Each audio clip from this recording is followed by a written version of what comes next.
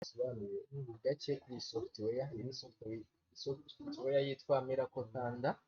Iyi ngiyi turayifite, uyikeneye kandi twakubwira, ariko mbere na mbere ndagira ngo tubanze tuvuge icyo ikora. Iyi mureba bareba hariho Corsan RBA, hari Android, hari Samsung, Huawei, BlackBerry, hari MTK, hari SPD, hari Qualcomm, hari SME, RG, NIN, hari Service and Log Fix Extra and Customer Settings. Iyi rero ikuramo passwords, ikuramo FRP, kandi ina unlockinga network. Kandi usanga telefone ukaza iPhone aho yakorewe temera network za Afrika cyangwa se muri staff ugasanga ntemera gukora, iyi software irabikora.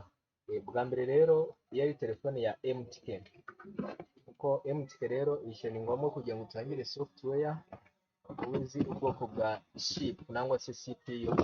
Aba MTK hari SPD, hari Qualcomm, hari Corsan RDA, Android, kandi hari na Samsung na Huawei, BlackBerry. Noneho zose zigenda zigira CPU zitandukanye, ariko cyane cyane inyinshi ubu zizwi zikoreshwa cyane ni MTK na SPD na Android. Ubundi Android usanga ikubiyemo zimwe SPD, izindi MTK na Qualcomm ndetse na Samsung. Noneho izi ngizi rero niyo software ngiye kubereka ishobora kuzikuramo password cyangwa se n'ibindi tuvuze haruguru, tutibagiwe no kwandika email ya telefone cyangwa se email number, kwiga ikintu ukayihindura. Ubona nubwo mu bihugu bimwe na bimwe bitemewe, bibitse ko mbere yo kubikora ugomba kubanza ukamenya niba mu gihugu cyawe byemewe. Bwa mbere turahera kuri Corsan. Corsan rero option zayo ifite, reka nsubire inyuma mubirebe neza uko dutangiye. Aya ma option yose turayavugaho. Hari Corsan RDA, iyo ukanzeho hari read info, hari load unlock, hari read me, ngo aha ni ugusoma ibigize telefone, ubwoko bwayo. Aha ni ugusoma ko bayifunze, niba ari password ukamenya iyo ariyo. Ahangaha read tuyikoresha iyo tugiye guflashinga, guhindura mode ya telefone, noneho bifatanyije n'iyi write. Noneho hakaba iyi ngiyi format, nayo ni uguformatinga setting zose igasubira nk'uko yaje ivuye muri factory. Noneho turajya kuri SPD, ariko reka tujye nk'uko bikurikiranye umurongo. Noneho tujye kuri Android. Android nayo ni uku nguku, ifite ibi ikora: clear code, wipe factory receipt, Gmail receipt, Google Lock remove n'ibindi n'ibindi. Ibi byose mureba niko iyi software ibikora.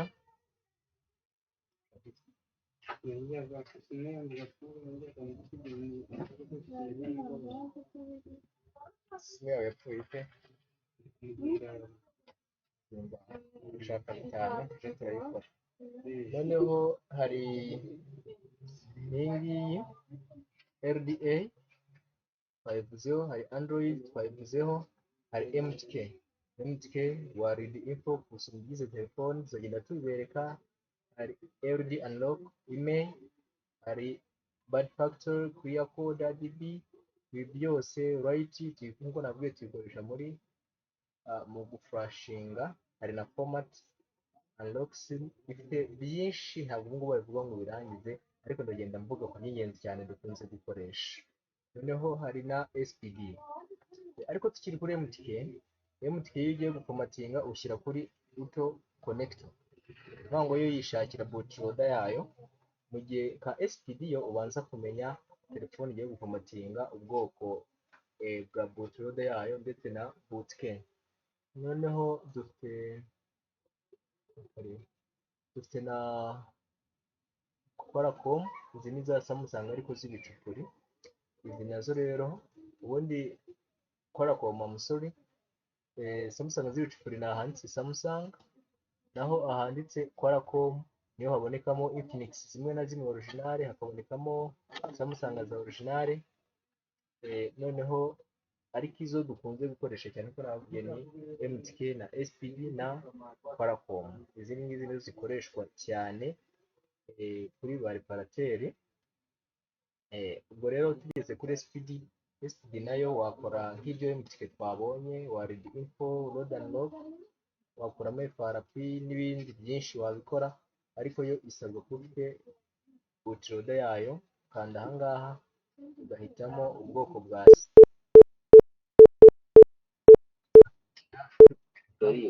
yego marongi wenda change muzeyi nyine mazima niba utabake babone ndamfanye antazirine mazima cyarimo nakamo then banyihangane nari mbaye biziho gatoya, ariko murabireba ibi byose byanditse aha nibyo iyi software ikora nkuko mubireba.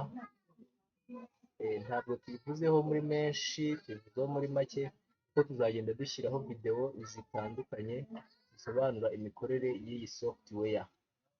Iyi software irakomeye ndetse harimo no kwandika email identification, mobile identification. Urebye ahangaha nta bihari, ariko ahangaha harimo umwanya niho bigomba kuba biri. Kugira ngo hagere rero ukanda kuri SMT controller no kuri M,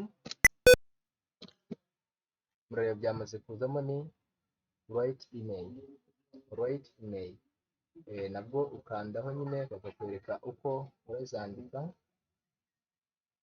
kugira ngo mwabonye. So utabonye aho twakanze kuri S controller, dukanda no kuri M.